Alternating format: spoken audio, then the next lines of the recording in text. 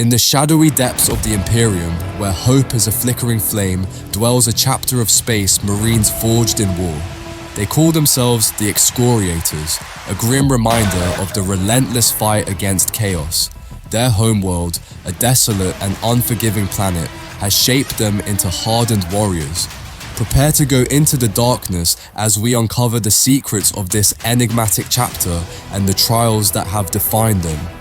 The Excoriators are one of the 20 chapters of Astartes formed to form the Astartes Prezes, an ever-vigilant space marine task force tasked with guarding the Imperium's areas encircling the Eye of Terror, according to the Mythos Angelica Mortis, an old tome of knowledge. During the dark days of the second founding, the Imperial Fists Genostock gave rise to the Excoriators, a successor chapter. The Imperium divided all Space Marine legions into separate chapters for Imperial security as a result of the tenacious defense of the Imperial Palace by a group of Imperial Fists during the Siege of Terror, which earned them the right to recognition as a separate chapter. The Excoriators' task of guarding the areas surrounding the Eye of Terror was never easy. Servants of the Dark Gods were always willing to put the Excoriators' bastions, gauntlets, and cordons to the test, but with the chapter's recent disasters, the number of battle brothers guarding such hazardous boundaries is shrinking.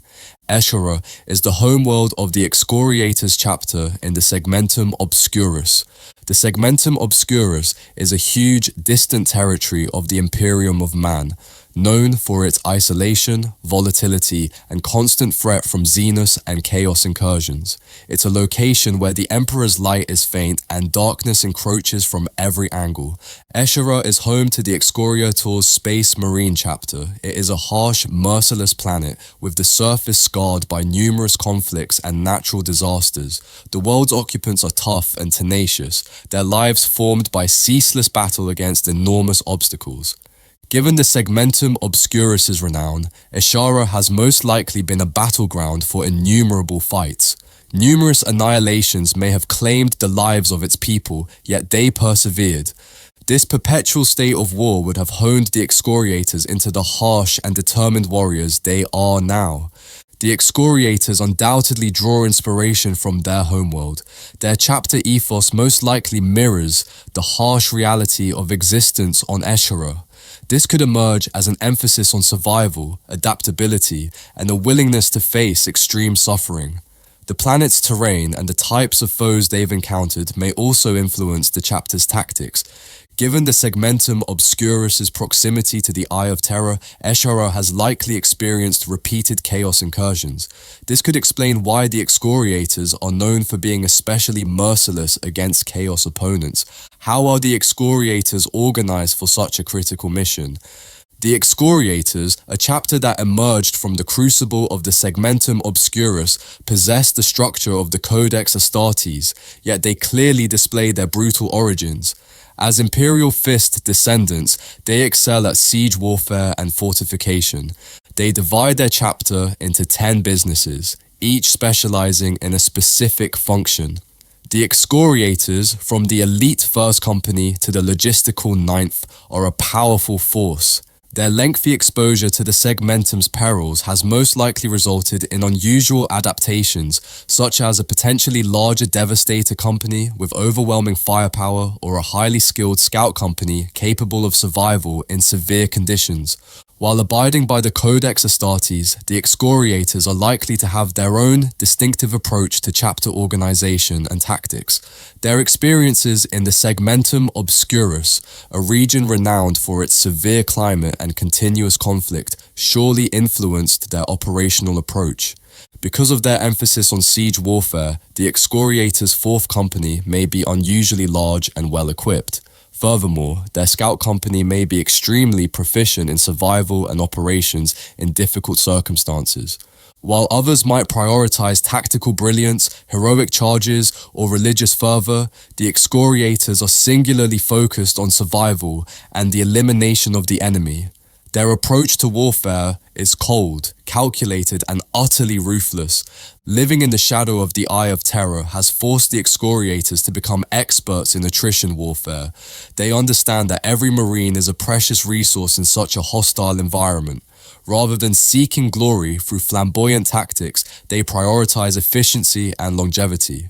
They frequently repair rather than replace their equipment, which bears the grim remnants of battle scars. The psychological impact of facing an excoriator is profound. Their appearance, marked by the scars of countless battles, is a testament to their endurance. To the enemy, they are living nightmares, harbingers of inevitable defeat. The excoriators have transformed survival into an art form, a philosophy that has underpinned their existence for millennia. Their reputation as relentless, indomitable warriors is a testament to their unwavering dedication to the Emperor.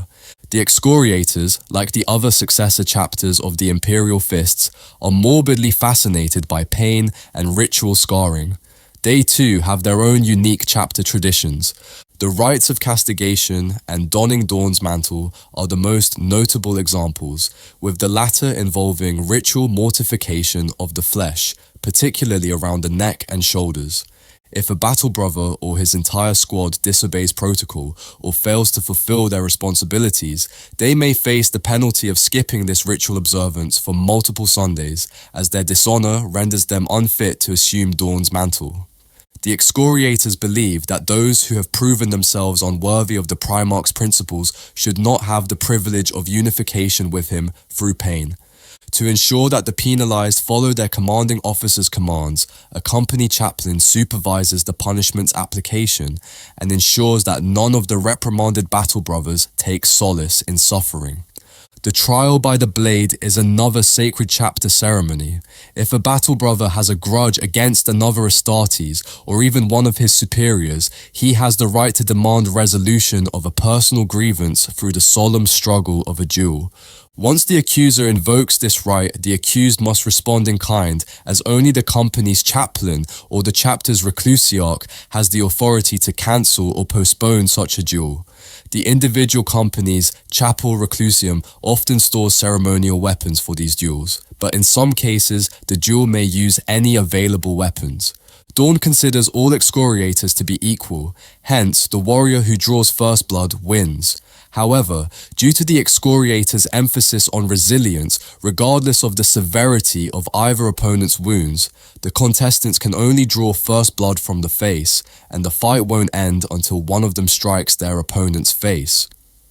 Once the excoriator's chaplain overseeing the event has identified a clear winner, both battle brothers will declare their agreement, marking the conclusion of the matter.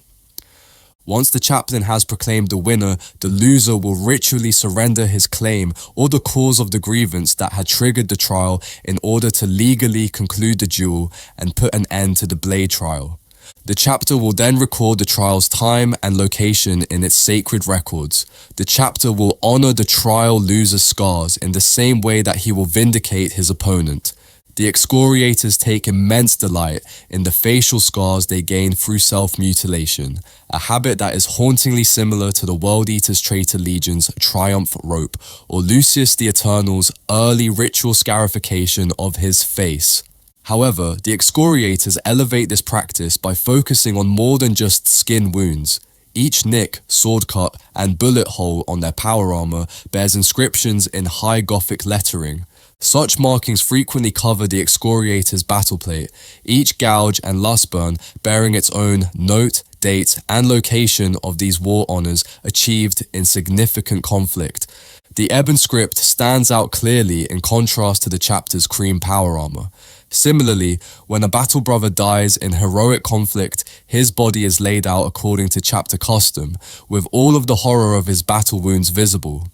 When an excoriator is still a rookie, no one considers his flesh worthy of a lash, and his power armor remains free from dents, rents, or craters, a condition his battle brothers despise as the ignoble gloss of combat virginity. Despite training with the Gladius, neophytes cannot wield a complete Adeptus Astartes chainsword or power sword, nor can they participate in honor duels until they achieve the full rank of Space Marine. The machete-length and cleaver-like cutting blade used by the chapter's scout marines, referred to as a scout's only friend by squad whips, is still an elegant killer of lives, although it is looked down upon by their full-fledged battle brothers. The Excoriators are pious, ardent, and unwavering Astartes who have a firm belief in the Emperor of Mankind and their Primarch, Rogal Dorn. This chapter is renowned for incorporating minor religious observances into its daily activities. When thanking a fellow battle brother or before entering battle, an Excoriator frequently recites the ritual prayer Dextera Dornami, which approximately translates from High Gothic as the right hand of dawn. Then they make a fist with their right gauntlet before touching their forehead with one knuckle, then their lips, and finally their breastplate, one Astartes heart after the other. When a subordinate battle brother is with a senior officer, they will give an impromptu salute by kissing their right gauntlet in recognition of the officer's prestigious status.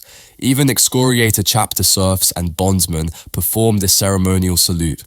While the Excoriators perceive the Emperor as more than just a man, they, along with most Space Marines, do not consider him to be divine. An Excoriator Astartes feels the love of his genetic father, Rogal Dorn, just as Dorn felt the love of his Emperor. The Emperor's death during the sad events of the Horus heresy lingers on in the souls of those Excoriators affected by Dorn's darkness. The Excoriators believe that mankind's stupid mass's terror has converted the Emperor into a god. The Excoriators loathe the ecclesiarchy and those weak and ignorant mortals who, in their trillions, want the Emperor to be more than he truly is. The Excoriators understood that the Emperor was just a human being. The Emperor was a remarkable individual, arguably the most exceptional to have ever existed, yet he remained a mere human. The Emperor's actions are his own, and the Excoriators chapter seeks to follow his greatness and example rather than mythologize, and worship it as a shield against a galaxy full of doubt, dread, and suffering.